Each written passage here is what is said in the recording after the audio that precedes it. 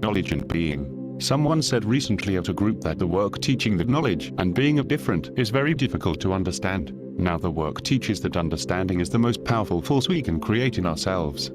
Also it says that we can understand more if we are willing to make the effort to do so. To know and to be are different. To understand what you know will begin to link your knowledge to your being. But merely to know will not change your being.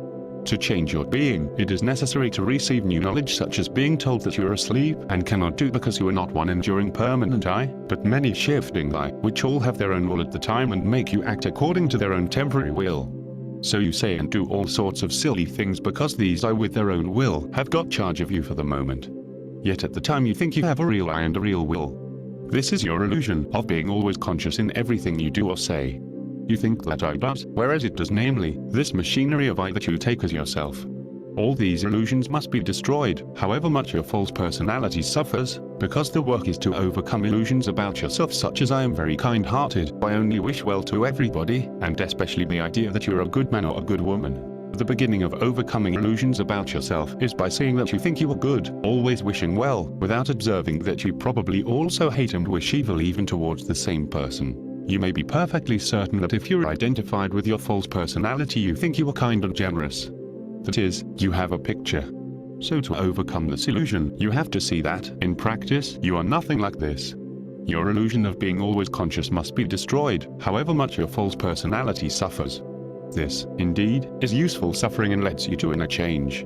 But all useless suffering, such as standing on your head or slimming, or eating coal leads to nothing but an increase of false personality, which feeds on merit and self-praise, that is, it supports imaginary I. The gradual attack that the work, once received, makes on this imaginary I, that is, the illusion that you're a person with a real, permanent I, is deeply interesting to watch in yourself. It takes years, yes, all your life to observe the slow switch over from imaginary I', the beginning of real I, and you certainly have to undergo shocks and painful moments in the process to attain an unalterable stability. So much has to be stripped off, so many skins, so many coats. She used the onion and the many overcoats as a symbol, or rather, illustration, here.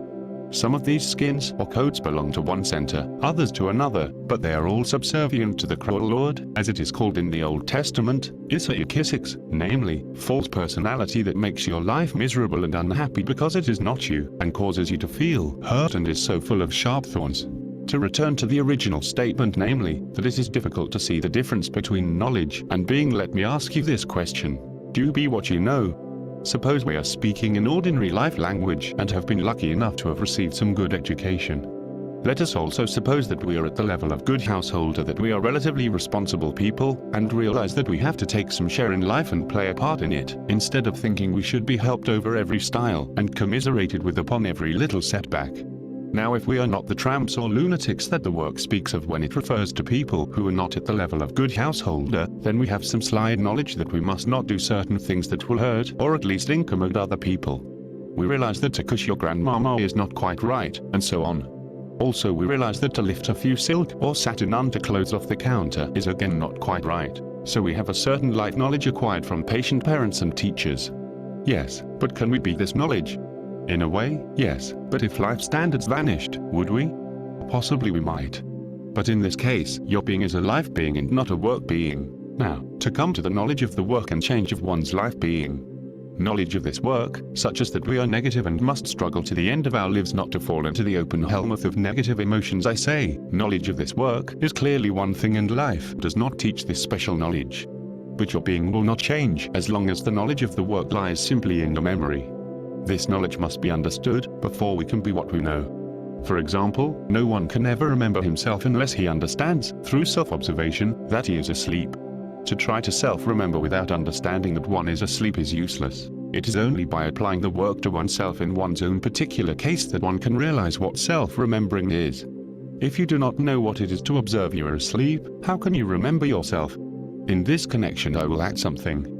Try to observe what particular person you go most asleep about, the person with whom you are most negatively identified. Once you have acknowledged this, that you're identified, that you even do hate, try to make this particular occasion of being asleep an occasion of self-remembering. You cannot just remember yourself in general about nothing, so to speak, for there is nothing to work on. You cannot just go about looking down your nose and thinking you are remembering yourself. This is most important. You cannot remember yourself unless you know through sincere observation that you are asleep in some specific sense. Then you must awaken in this part of yourself and try to be what you know. It is necessary to be what you know by working on yourself. All this brings us to the octave of the work, one note of which is the application of the work to your being. This leads to new being and its refreshment. The subject of the work, each one of you, is yourself.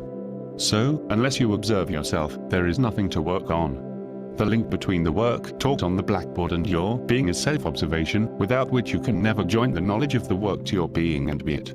Negative emotions are the greatest curse of life in yourself and others.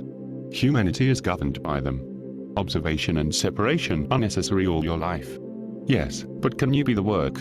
In short, can you live the work, not merely remember it? If you try to live it, it will feed you all your